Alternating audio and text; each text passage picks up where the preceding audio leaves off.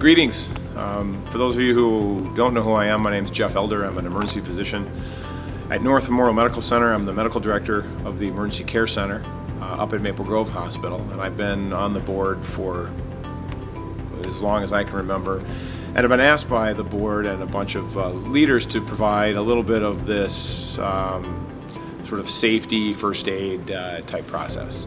My first rule in this is that none of the coaches are doctors.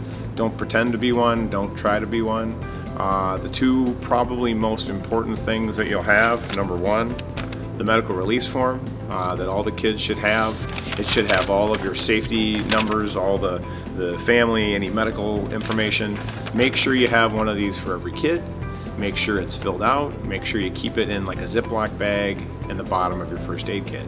That serves two purposes. One, you have this sheet, and two, you have a first aid kit, because that's an item that until you don't have it, you'll know that you'll want it. Next most important item is your cell phone. For when you get into something that you're not quite sure what to do, and to involve the parents. That's by far, to me, the most important management strategy you could do, is making sure that if something happens to someone, you're making a phone call, making sure the parents are involved. One of the big issues is when to take the kids out of play. Concussion management, you all are experts in concussion management. Anytime they're complaining of any symptoms after head injury of any kind, and they are still having any persistent symptoms, when in doubt, sit them out. Easy rule, and then involve their parents as far as when they're able to play again. Again, to me, that's not necessarily your job to provide some sort of rehab of when they're going to play again. Number two, heat. If the kid says he's really hot, doesn't feel well, sick, nauseated, and it's warm out, pull him out. Don't try to cool them off and find a way to get him back in the game. Get him out, hydrate him, get him in a cool area, little moist towels, and I see zero reasons why that kiddo's coming back in the game. Minor injuries, if your kit is adequately supplied, little bandages, parents love those. Ice packs, gotta have that. The one time you don't have an ice pack, the parent's gonna know that Billy got hit on the head and you weren't able to put an ice pack on it like it has some sort of curative power. So make sure that ice packs are always available, and you can get those restocked through MBA. We always talk about dental injuries. As far as I can tell, again, probably not your jobs to be their dentist, yet dental injuries are always something in baseball that we seem to tackle.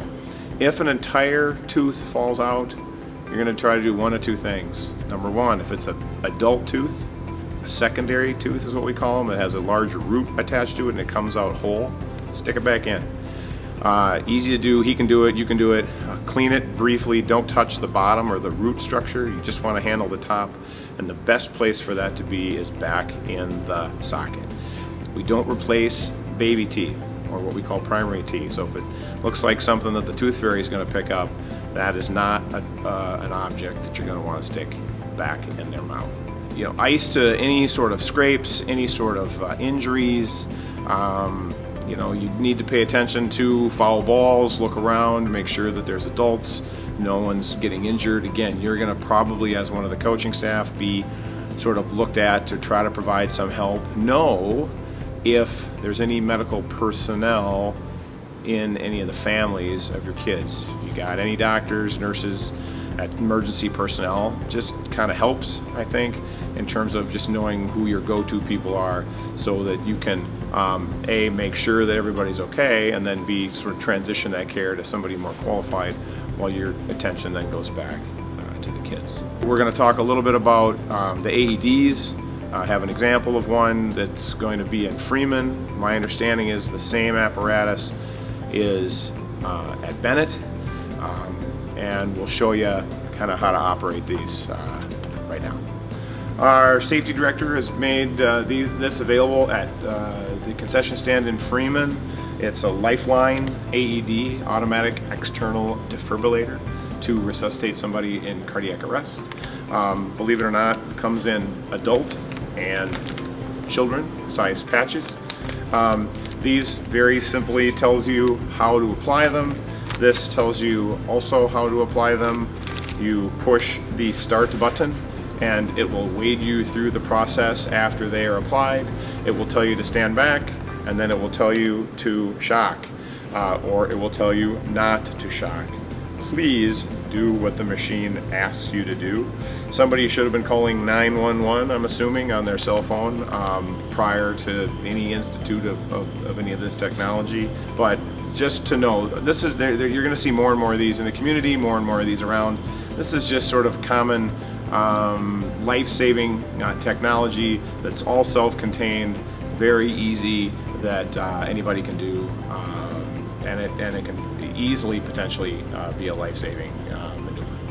At this point in the little discussion, we usually have a question and answer period. We tend to have a little bit of fun. Since we're doing this in video format, that's going to be a little difficult. So to cut to the chase, ice packs for any injury. There's really no reason to provide any heat.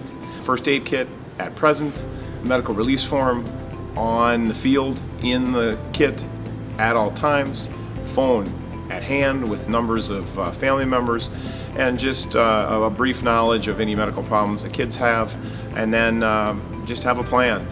Know what to do in little type of emergencies. Let's hope that we don't have anything more serious than that. Have a great and safe 2016 baseball season.